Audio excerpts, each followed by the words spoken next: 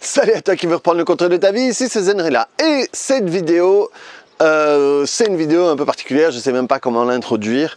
Je ne sais pas si ça a trop à voir avec ma chaîne ou pas, mais c'est un coup de gueule. C'est un coup de gueule sur quelque chose qui... Alors, des fois ça peut me déranger, des fois ça peut m'inquiéter, des fois ça peut me préoccuper. C'est pas que ça prend énormément de place dans ma vie, mais assez pour que je m'en rende compte. Assez pour que je l'ai placé dans mon système d'activation articulée et que je m'en rende compte. Et je voulais le partager avec toi.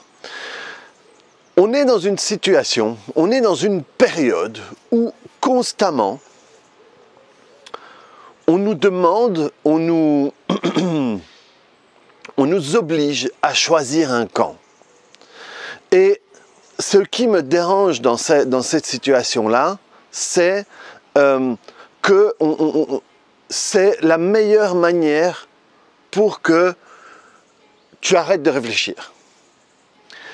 Et le truc, c'est que plus tu vas le faire, plus ça va être ta manière de fonctionner par défaut. Et donc, au fur et à mesure, les gens ne réfléchissent plus. Ils choisissent un camp. Le camp des gentils, le camp des méchants. Quand je me pousse à la réflexion là-dessus, je me dis, oui, mais finalement, c'est un truc qui est installé depuis longtemps. Quand tu vois les films, quand tu vois les contes, quand tu vois les machins, et... genre de conneries auxquelles moi je me suis intéressé, hein. Mais au fait, les films étaient très manichéens, surtout les films américains, dans les années 80, quand moi j'étais enfant, il y avait vraiment les gentils et les méchants. Et à un moment, les gens en ont eu un peu marre, où certains producteurs avaient envie de faire des choses plus intéressantes. Et alors, il y a eu commencé, et c'est arrivé plus dans les séries, où il y a eu des moments où tu savais pas qui était le gentil, qui était le méchant, et des fois c'est l'un, et des fois c'est l'autre, et des fois... par exemple, ici, j'ai vu dernièrement la série qui m'a beaucoup plu, comme beaucoup de monde, c'est la série Dark. Et c'est chouette parce que jusqu'à la fin, tu sais pas finalement qui est gentil, qui est méchant et tout ça. Et ça, ce que j'ai aimé, moi c'est ce que j'ai aimé dans la série, c'est que ça te pousse à réfléchir. Et ça, c'est quelque chose qui, moi, m'allume, quoi. Ça m'excite de réfléchir. C'est un truc, on en parlait encore hier. Voilà, moi, c'est un truc qui me... Voilà, c'est ce qui me nourrit. C'est réfléchir. Et donc forcément, quand je vois ce qui se passe, ça m'active d'une certaine manière. Parce que quand on te demande de choisir un camp, on ne te demande pas de réfléchir qu'est-ce qui paraît plus sain ou l'autre.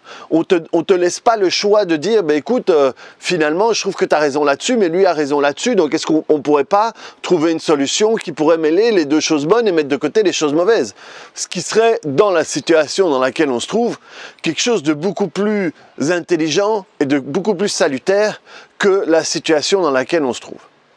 Et comme je te le disais, c'est pas nouveau. C'est pas nouveau, ça a commencé, enfin, moi je commence à le remarquer quand il y a commencé à avoir les vagues d'attentats. Après, forcément, même s'il y en a eu avant, mais le pivot, ça a été le 11 septembre 2001, où tout d'un coup, à un moment, tu es contre les musulmans ou tu es avec les terroristes. Et tout d'un coup, il y a eu ce truc drastique comme ça, où c'est l'un ou c'est l'autre. Et ici, forcément, dans le Covid, où tu es avec la version officielle, où tu es complotiste. Tu peux pas à un moment te dire, tiens, je voudrais juste un peu, tiens, ça me paraît ci, ça me paraît ça, est-ce que je peux pas simplement être quelqu'un qui réfléchit?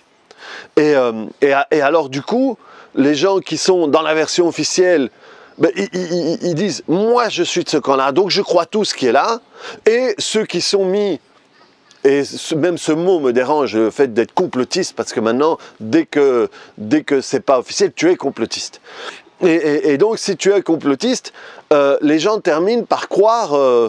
tout ce qu'il y a dans le complotisme, quoi, hein. Même les trucs, voilà, tout d'un coup, c'est, au départ, c'est, je suis pas d'accord avec la version officielle, et il y a des gens qui en terminent, ben voilà, ce sont comment est-ce que c'est des lézards qui nous dirigent, ou j'en sais rien, et tout d'un coup, ils se disent, mais en réalité,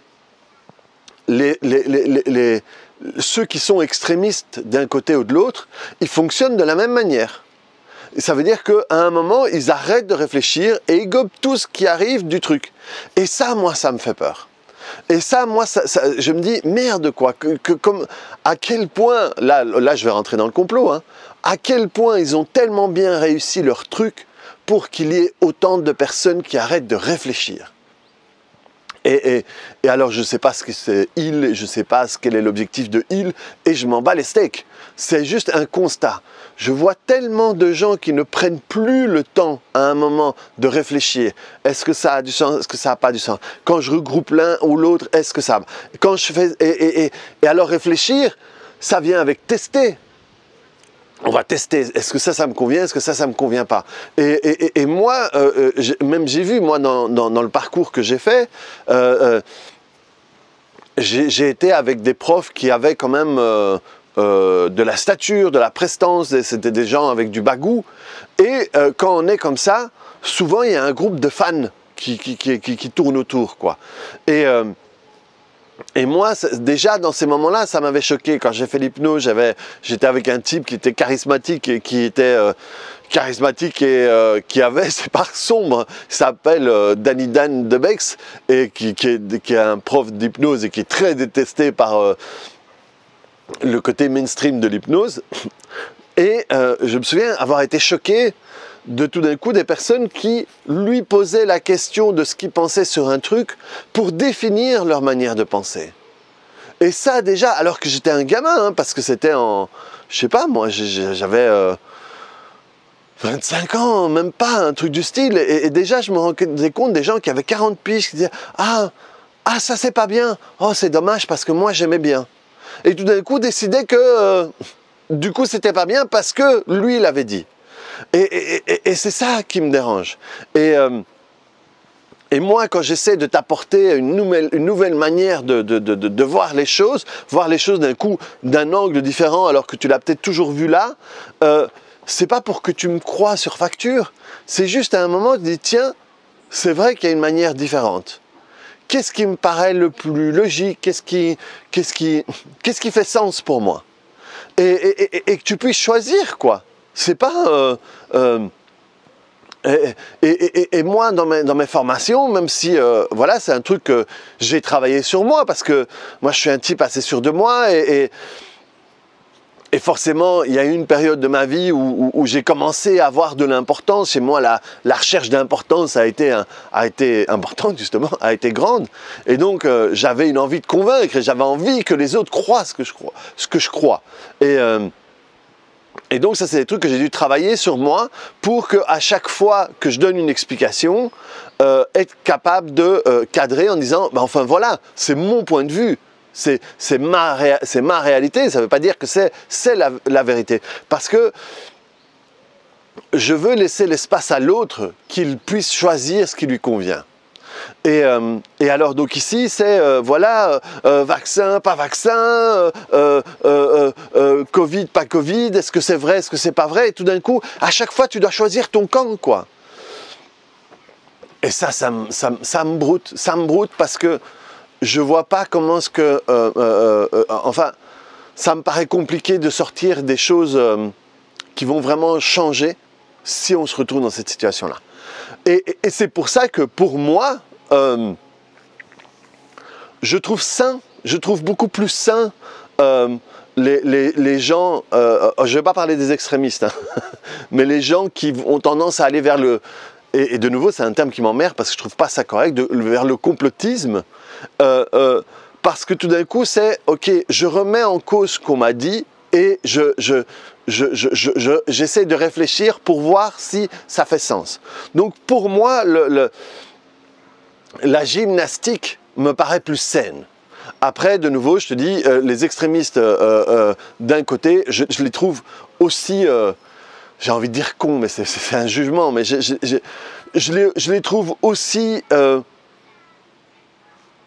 peu utiles dans le débat que ceux qui sont dans l'extrême de l'autre côté. Et tout d'un coup, ces situations font apparaître des dictateurs de la pensée.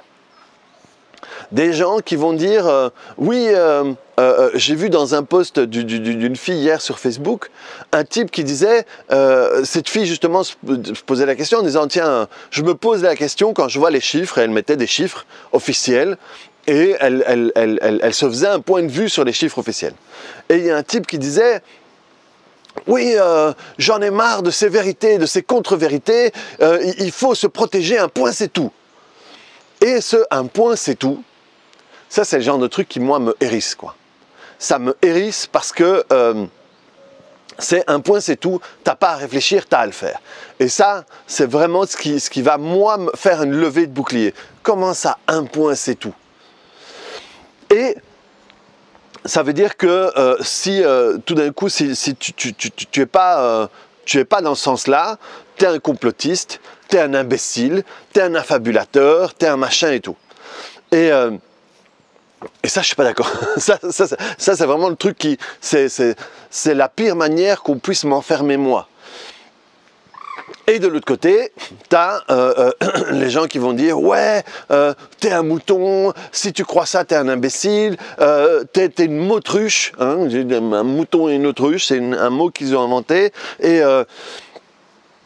alors tout d'un coup, on passe de là au fait que Trump est le sauveur de la Terre et tout ça. Et à chaque carrefour, il y a une interdiction de réfléchir. Et il y a, si tu es là, et toi tu es là, tu es un imbécile. Tu es un imbécile, tu es un menteur, tu crois à des trucs. Et c'est toujours... Ils ont découvert la vérité. Et l'autre, s'il ne croit pas la même chose qu'eux, c'est un imbécile. Et ça, ce qui me dérange moi, c'est que dans les deux sens, par exemple, je ne sais pas moi, si je suis plutôt ici, et je crois que j'ai raison et que je trouve que l'autre est un con parce qu'il ne pense pas que la même chose que moi. Le fait de lui dire que c'est un con, tu ne vas pas le faire changer d'avis. Peut-être que cette personne n'a pas accès ou n'a pas la capacité, n'a pas développé la capacité de pouvoir analyser une situation. Moi, je sais, je vois quelqu'un que j'apprécie beaucoup qui me pose des trucs qui me paraissent cons, mais je sais que c'est quelqu'un qui est bon dans ce qu'il fait, mais c'est pas quelqu'un qui a développé la capacité d'analyse. Et c'est quelqu'un qu'on pourrait dire parfois d'un peu simple. Et il n'est pas méchant. Il n'est absolument pas méchant. Et donc le juger, le traiter d'imbécile, ce serait injuste. Moi j'ai baigné dedans l'analyse. Je suis fils de philosophe. Ma mère m'a appris à questionner tout. Enfin, je veux dire, moi, j'ai baigné là-dedans. Donc, pour moi, ce que je suis en train de faire, c'est facile. C'est la continuité. Donc, ce serait injuste de traiter d'imbécile quelqu'un qui n'a pas pu le faire. Et on se retrouve à chaque truc à ne pas pouvoir réfléchir. Le Covid, les élections, hein, tout d'un coup, t'es d'un parti, t'es de l'autre. Et alors, si t'es d'un parti, si t'es de gauche, ceux de droite sont des imbéciles. Si t'es de droite, ceux de gauche sont des imbéciles. Alors que quand tu réfléchis un petit peu et tu fais l'état des lieux, ils se sont succédés et ils ont fait exactement la même politique. Donc l'imbécile là-dedans, c'est peut-être celui qui croit que l'autre est différent. Et que et pareil, là, que je déconnais en disant on passe de l'hydrochloroquine au fait que Trump est un sauveur, mais tout d'un coup, c'est Trump est tout à fait mauvais, les républicains sont tout à fait bons aux États-Unis, mais l'histoire, elle n'est pas comme celle-là. Elle n'est pas comme celle-là. Ou tout d'un coup, te dire que tout ce que fait Trump est mauvais parce que c'est Trump. Ça, par exemple, c'est un truc facile où aller, où rentrer, dans lequel moi j'ai pu rentrer. Et là, dernièrement, je me dis, ok, ça veut dire que si Trump découvrait, j'extrapole, hein, mais tout d'un coup, si Trump découvrait la cure du cancer, on ne pourrait pas l'accepter parce que c'est Trump. Et tout d'un coup, les trucs qu'il fait, à un moment, tu ne peux pas sortir, tiens, ça, ce qu'il a fait, ben, tout d'un coup, c'est ce que d'autres n'ont pas fait. Mais tout d'un coup, pouvoir accepter que c'est le type avec les jugements que je peux avoir sur lui, hein. Moi je suis quand même de gauche, quoi. Donc les jugements que je peux avoir, mais tout d'un coup ne pas être capable de dire, ok, ce type que dans l'ensemble je n'aime pas, peut avoir fait quelque chose de bien. Et ce type qui normalement, enfin c'est le cas, je suis désolé, hein, cette vidéo elle va dans tous les sens, si ça vous emmerde, vous pouvez couper, mais je veux dire Obama, quoi. Obama, c'est le fils de pute le plus sympa du monde, quoi. Ce type est cool, il chante bien, il aime pour moi il aimait le basket, il est comique, il est beau, il a une famille, il s'est comporté à l'extérieur super bien, mais je veux dire quand on analyse son truc, c'est de la merde, quoi, ce qu'il a fait. Et donc c'est ça, voilà, j'essaie de revenir sur le truc. Ce qui me dérange, c'est le fait que tout d'un coup tu dois choisir un camp. Et quand tu dois choisir un camp, ça t'empêche de réfléchir. Et donc fais un peu le constat de nombre d'endroits où tu as choisi un camp. Et retourne là-dedans et essaye d'analyser la situation, tu vois. C'est un peu comme choisir le camp de papa et maman aussi quand ils se divorcent. Et tout d'un coup, tout ce que fait l'autre est mal. Moi, j'ai eu plein de fois des parents et ou des enfants, ou parfois j'ai eu les deux, et je voyais à quel point ils avaient choisi des camps et que c'était injuste au fait. Et quand ils s'en rendent compte, ils s'en veulent parce qu'ils se disent « Ah, pendant des années, j'ai jugé ma mère, j'ai jugé mon père, et puis finalement, c'était peut-être pas ça. Et je suis passé à côté, ou tout d'un coup, je me suis retrouvé à répéter les mêmes choses. » Et le truc, c'est ça, c'est un moment, ok, est-ce que je peux me donner le droit, par exemple, moi, je me suis donné le droit à un moment d'arrêter, voilà, chier sur Trump, c'était facile pour moi, c'était ce qui me paraissait de plus logique. Et à un moment, je me dis, ok, est-ce que je ne suis pas occupé à me flouer en faisant ça? Et c'est pareil, hein, c'est pour ça qu'il y a eu des termes qui sont utilisés comme empêcheurs de penser en rond, quoi, hein, antisémite, raciste, je sais pas moi, extrémiste, complotiste, populiste, tout ça c'est des termes qui sont faits pour lancer, et une fois que tu dis ça, tu peux plus développer ton truc. Tout d'un coup tu es sali, et tout d'un coup ça t'empêche d'avoir combien de personnes qui ont voulu, par exemple, avoir une conversation sur l'État israélien, ont été traités d'antisémites. Et on a arrêté de les écouter parce qu'ils sont traités d'antisémites. Et tout ça, c'est des trucs dans la situation actuelle où on est, où on te met, tu dois être dans une case et tu ne peux plus sortir de cette case-là. On n'est pas créé comme ça, on n'est pas fait comme ça. On est modulable tout le temps, on est dans l'évolution tout le temps, c'est dans notre ADN. Et pour le moment, on nous fait nous comporter à l'inverse de notre fonctionnement. Et je pense que ça fait partie des trucs qui déconnent, quoi. C'est par exemple l'éducation. L'éducation, on n'est pas fait pour rester assis. Les enfants sont pas faits pour rester assis autant de temps. Les enfants pas faits si on voulait vraiment développer les gens, il y aurait plus de gymnastique, il y aurait plus d'art, il y aurait plus de dessins, il y aurait plus de chants, il y aurait plus d'expression. Les maths arriveraient après. La chimie arriverait peut-être après. Et parce que si on peut développer quelqu'un et après lui filer des outils, ce serait génial. Tandis que lui filer des outils et alors qu'il ne peut pas l'utiliser, et surtout quand on voit, j'étais tout fier, l'autre fois j'avais un ami qui est dans la construction, on a fait un truc et à un moment il utilisait Pythagore.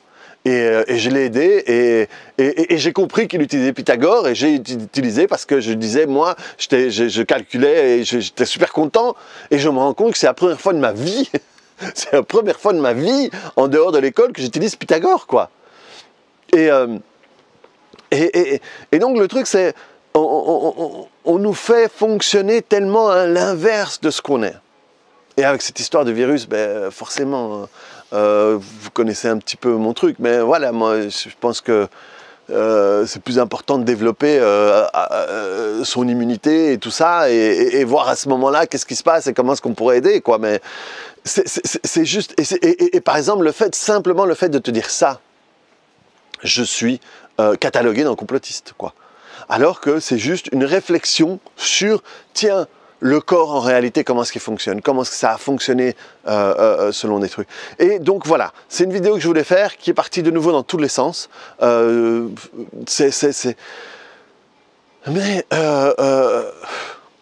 regarde ta vie et vois dans les endroits où tu as des certitudes, ou dans le sens où voilà, c'est comme ça et pas autrement. Tu vois, c'est ça qui a commencé à m'activer. Parce que ça, j'en ai entendu plusieurs. C'est ça et c'est pas autrement.